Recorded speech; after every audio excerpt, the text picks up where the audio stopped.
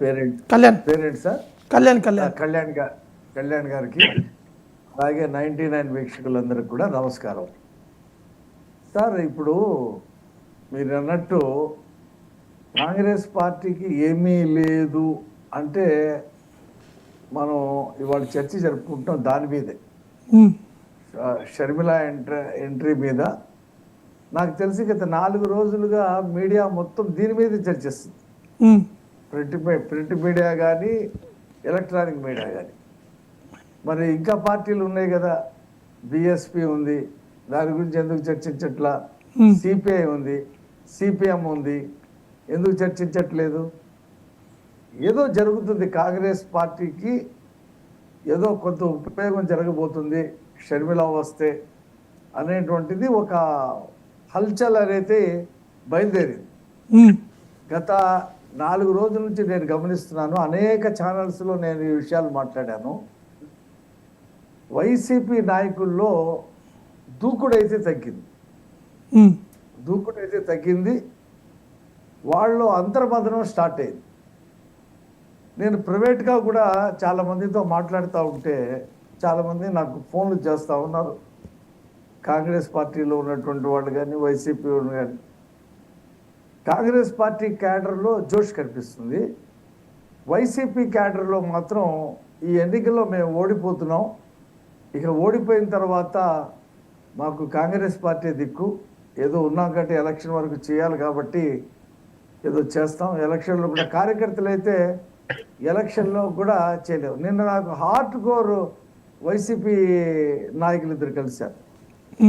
ఏమండి ఎంతసేపు మా నాయకుడు బట్టన్ నొక్కాను అంటాడు, ఆ రోడ్లు ఏంటండి, పరిస్థితులు ఏంటండి, ఉద్యోగాలు లేవు పిల్లలకి, అదొకటి నొక్కితే చాలా మొత్తంగా అవకాశాన్ని పాటు చేసుకున్నాడండి. 151 సీట్లు వచ్చినాయి, చక్కగా చేసుకోవాల్సింది పోయి అతను పక్కన కక్ష సాధింపు రాజకీయాలు, భయపెట్టే రాజకీయాలు, ఎవరిని మాట్లాడనీయకుండా చేయటం, ధర్నాలు చేయనీయకుండా చేయటం.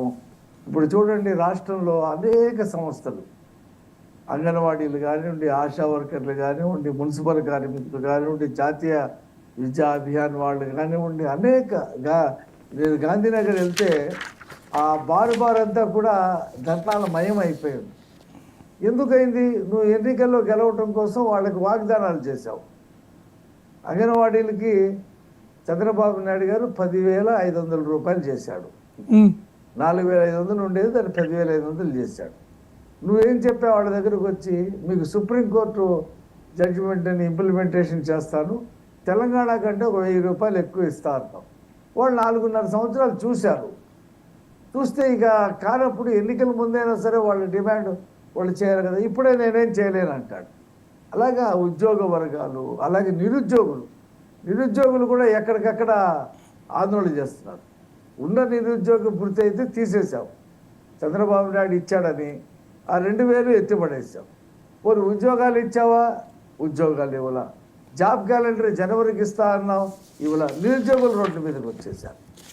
మెగా డిఎస్సి అన్నాడు, ఆ మెగా డిఎస్సి పెట్టల. అనేక సమస్యలండి. అతను ఇచ్చిన వాగ్దానాలన్నీ వదిలేసి ఇప్పుడు రేపు ఎల్లుండో మహిళా లోకం కదులుద్దంట. మహిళలందరూ కూడా జగన్మోహన్ రెడ్డి రోడ్డు మీదకి రావడంతోనే మద్యపాన నిషేధం చేసిన తర్వాతే ఓట్లు అడుగుతా అని చెప్పావు కదా, మరి ఏమైంది? ఈ మద్యపాన నిషేధం చేయకుండా పైగా నువ్వు కల్తీ మద్యం అమ్ముతున్నావు, మా భర్తలు చచ్చిపోతూ ఉన్నారు, లివర్లు కిడ్నీలు పాడైపోయి చచ్చిపోతూ ఉన్నారు, నువ్వే తయారు చేస్తావు, నువ్వే అమ్ముకుంటావు, డిజిటల్ పేమెంట్స్ ఉండవు, నువ్వే డబ్బులు తరలిస్తావు, లెక్కలు లేవు, ఎవరు అడిగినా చెప్పరు. ఈ పరిస్థితి మీద మహిళా లోకం విజృంభించే పరిస్థితి. రైతులకి సంబంధించి వాళ్ళ పంట బీమా కట్టకపోవటం వల్ల మొన్న వచ్చినటువంటి తుఫానుకి 24 లక్షల ఎకరాల్లో పంటంతా పోయింది, రూపాయి రాల. అంటే ఈ అన్ని అంశాలపై కూడా ఆల్రెడీ వారు సమాధానం ఇచ్చారు కదా, వైసీపీ వాళ్ళు సమాధానం ఇస్తున్నారులేండి, వాళ్ళు ఇస్తున్నారు. సమస్య మాత్రం ప్రజల్లో ఉంది, ప్రజలు ఉద్యమిస్తూ ఉన్నారు. ఈ పరిస్థితుల్లో ఆ సమస్యని క్రియేట్ చేసేదే అపోజిషన్ పార్టీ. ఆ సమస్యని కావాలని చెప్పి ఇంతగానో రెచ్చగొడుతున్నారు. అసలు రాష్ట్రంలో ఎటువంటి సమస్యలు లేదు, జగన్మోహన్ రెడ్డి వచ్చినాక చాలా సమస్యలు పరిష్కారం అయ్యాయని చెప్పేసి చెప్తున్నారు వాళ్ళు. అదే వాళ్ళు కళ్ళకి గంతలు కట్టుకునే సమస్యలు ఏమి లేవు, ఎవరు ఏమంటలేదంటే అనుకోమనండి, ఇంకో 100 రోజులు అనుకుంటాను. ఇవాళ cadre, YCP cadre Jaganmohan Reddy రాజ్యం తెస్తా అన్నాడు, ఏం తెచ్చాడు, మాకేమి ఇచ్చాడు, ఏం జరుగుతుంది, రాష్ట్రం అంతా ఉద్యోగాలు లేవు, ఫ్యాక్టరీలు లేవు, కరెంటు ఛార్జీలు ఎన్నిసార్లు పెంచాడు, బస్ ఛార్జీలు పెంచాడు, పన్నులు పెంచాడు, చెత్త పన్ను వేశాడు, ధరలు పెరిగిపోయినాయి. కర్ణాటక కంటే ఆంధ్రాలో 12 రూపాయలు పెట్రోల్ డీజిల్ రేట్లు ఎక్కువ ఉంటాయి. ఇదంతా కూడా దోపిడీ జరుగుతూ ఉంది, అవినీతి చేస్తూ ఉన్నాడు. కాంగ్రెస్ బెటర్ అనేటువంటి దాంట్లో వాళ్ళు ఆలోచిస్తున్నారు. ఎందుకంటే రాజశేఖర్ రెడ్డి వారసుడని చెప్పి రాజ్యం చేస్తా అని చెప్పి కాంగ్రెస్ పార్టీ వాళ్ళందరినీ తీసుకుని వెళ్ళిపోయాడు. ఒక ఛాన్స్ అని చెప్పి అధికారానికి వచ్చిన తర్వాత ఏమీ చేయలేకపోవటం వల్ల మళ్ళీ రాజశేఖర్ రెడ్డి కూతురు షర్మిల ఇందిరమ్మ రాజ్యం అంటూ ఆమె వచ్చే పరిస్థితి ఉంది. కాబట్టి ఆ కాంగ్రెస్ ఓటు బ్యాంకులో, కాంగ్రెస్ క్యాడర్లో ఒక కొత్త ఆశ చిగురింపజేసింది. కాబట్టి మనం ఇవాళ డిబేట్ చేస్తాం. మనమే కాదు, నేషనల్ మీడియా కూడా డిబేట్ చేసింది. కాబట్టి అటు పక్కన కర్ణాటక, ఇటు పక్కన తెలంగాణలో గెలుపు ఉండటంతో కాంగ్రెస్ పార్టీ కూడా కొంచెం జోష్లో. మాకు మా తెలుగుదేశం పార్టీ, జనసేన కూటమి చాలా పటిష్టంగా ముందుకెళ్తా ఉన్నాం. మేము మొన్న మూడో శాసనమండలి ఎన్నికలు జరిగిన దగ్గర నుంచి మా పార్టీలో జోష్ విపరీతంగా పెరిగింది. చంద్రబాబు నాయుడు గారి మీద ఇంతవరకు ₹1, ఇప్పుడు వరకు ఈ క్షణం వరకు అది ఈ ₹1 సిబిసిఐడి రుజువు చేయలేకపోయింది. ఈయన స్కిల్ డెవలప్మెంట్లో తీసుకున్నాడని చెప్పేసి, అందిందని చెప్పేసి అన్యాయంగా అరెస్ట్ చేసినటువంటి చంద్రబాబు నాయుడు గారి సానుభూతి విపరీతంగా పెళ్ళుపెక్కింది. వైసీపీ నాయకులు అన్నారు, ఇలాంటి రాజకీయాలు చేయకూడదు, ఆయన ముఖ్యమంత్రిగా ఉన్నప్పుడు ఈయనకి పాదయాత్ర చేసుకోవడానికి, ఇతర కార్యక్రమాలు చేసుకోవడం ఎంత సహకరించాడు, ఆ పెద్ద ఆయన తీసుకెళ్ళి జైల్లో పెడతాడా, ఏమీ అవినీతి చేయకపోయినా, ఇంతో రుజువు చేయలేకపోయినా ఏదో రకంగా కక్ష సాధింపు రాజకీయాలు చేస్తూ ఉన్నాడు. కాబట్టి ఇది సరైన పద్ధతి కాదని చెప్పి వైసీపీ నాయకులే చెప్పినటువంటి పరిస్థితి.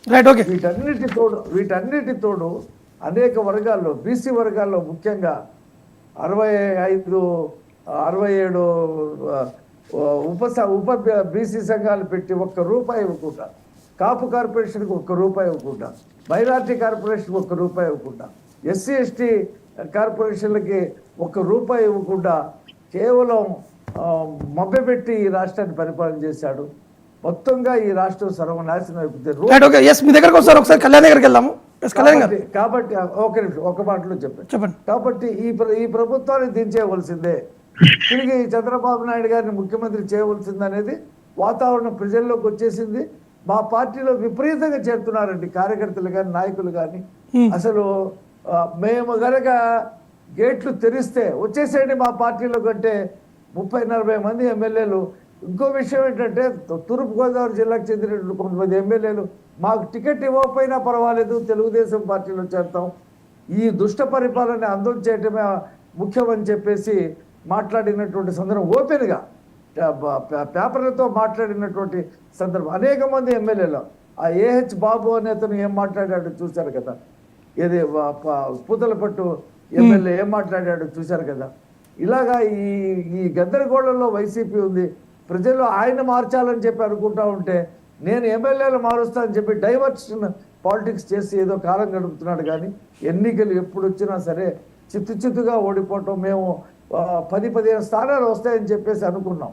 ఇవాళ ఈ షర్మిల పెడుతున్నటువంటి బొక్క వల్ల ఆ పార్టీకి పెడుతున్నటువంటి రేపు ఈ నోటిఫికేషన్ వచ్చిన తర్వాత ఎంతమంది ఆ పార్టీలో నుంచి వెళ్ళిపోతారో చూద్దాం రఫీ గారు. అంటే దానివల్ల 10 స్థానాలు కూడా వస్తే రావో అనేటువంటి పరిస్థితి ఈ రాష్ట్రంలో ఏర్పడింది. Right, okay. ఎస్ కళ్యాణ్ గారు, ఏం చెప్తారంటే, అంటే ఒకవైపు షర్మిల చేరడము,